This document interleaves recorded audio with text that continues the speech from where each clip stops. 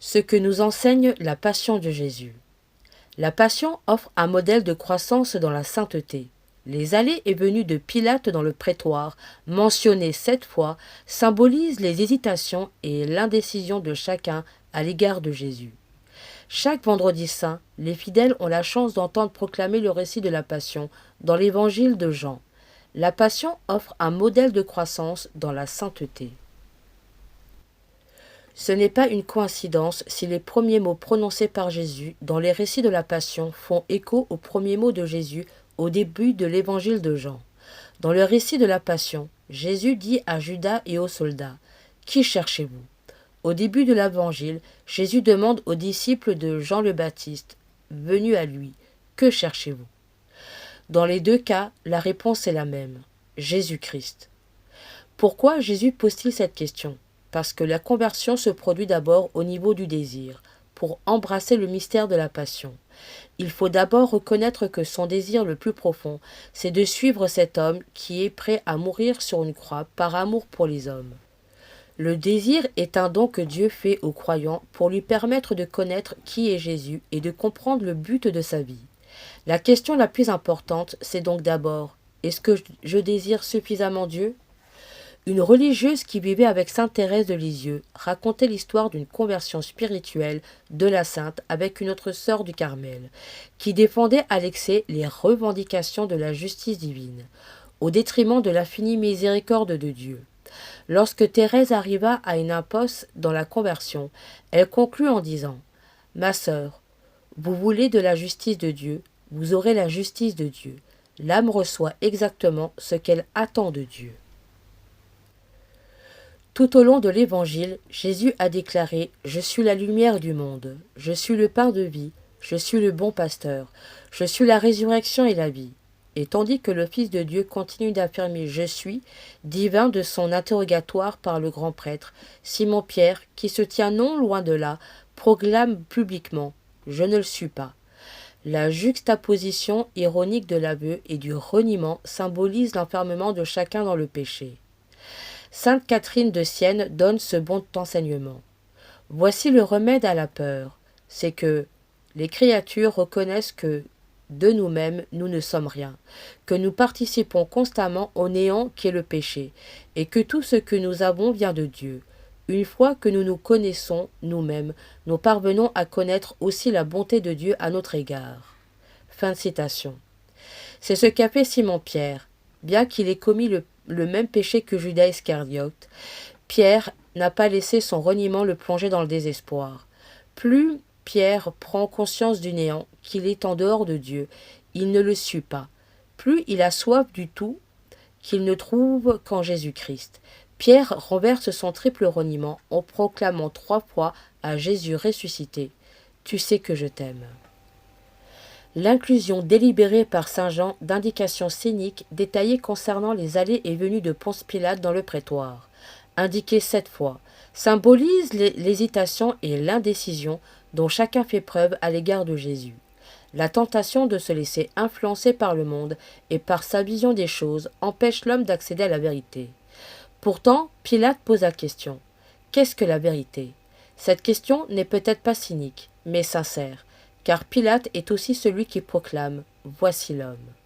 La tentation du péché doit être remplacée par la conviction que c'est Jésus qui donne le salut. Jésus, l'homme, représente l'homme d'Adam, l'image parfaite et sans péché du Créateur, placé sur terre pour être la source de la vie et de la perfection humaine. Cette proclamation de Pilate proclame « Regardez ce que vous avez fait à la nature humaine. Torturé, injurié, couronné de moqueries, voilà ce que l'homme a fait à lui-même. Cet homme, qui est Dieu, prend tout cela sur lui. C'est en lui que toute l'humanité trouve son salut. La tentation du péché doit être remplacée par la conviction que c'est Jésus qui donne le salut. Pilate déclare également « Voici votre roi », ce qui veut dire qu'il détrône l'homme, le centre de l'univers. La vérité remplit et transforme celui qui contemple le vrai roi, au lieu de rester obstinément enfermé dans ses propres pensées et sa vision des choses. Le vendredi saint, l'Église s'unit à Jésus dans son agonie. La racine du mot agonie est agon, qui signifie assemblée ou rassemblement de personnes pour un concours, une épreuve, une bataille ou une lutte, une assemblée qui vise la victoire. Lorsque depuis la croix, Jésus ordonne « Voici ta mère », le Christ présente Marie comme la personnification de l'Église. Jésus donne sa mère aux hommes pour qu'ils puissent à leur tour appartenir à Dieu et aux autres. Comme le disait le bienheureux Guéric d'Igny, comme l'Église dont elle est le symbole, la Vierge est la mère de tous ceux qui renaissent à la vie. Oui, elle est la mère de la vie, qui fait vivre tous les hommes. Un soldat enfonce sa lance dans le côté de Jésus. La grâce entre toujours par une blessure. L'homme peut essayer de limiter la souffrance, mais il ne peut pas l'éliminer. C'est en essayant d'éviter la souffrance à tout prix que l'homme dérive vers une vie de vide. Celui qui a toujours évité la souffrance ne comprend pas les autres. Il devient dur et égoïste. Le phénomène de l'apathie n'est pas tant l'indifférence que la haine, de la souffrance et de son caractère sacré.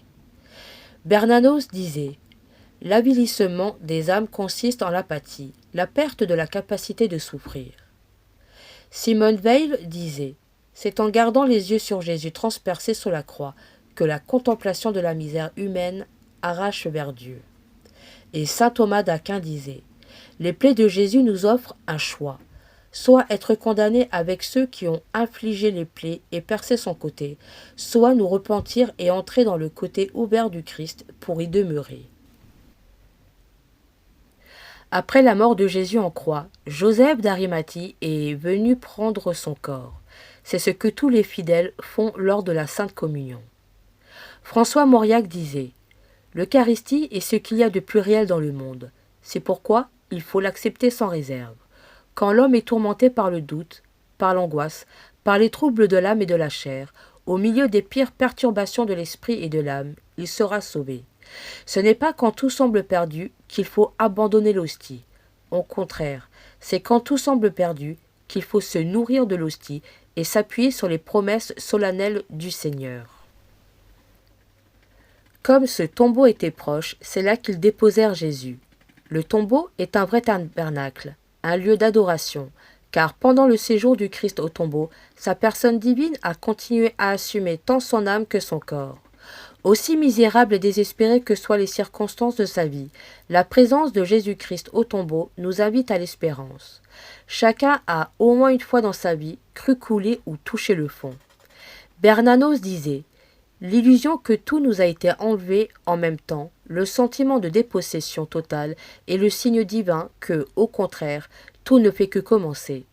Cette mort affrontée dans le tombeau du Christ nous apprend à affronter la mort. » Saint Basile le Grand nous dit « La vie de l'être humain s'accomplit à travers la succession de nombreuses morts. » Mère Elvira Petrosi disait « Rappelez-vous, tout le monde arrive au tombeau fatigué, triste et déçu, mais il en repart en courant. »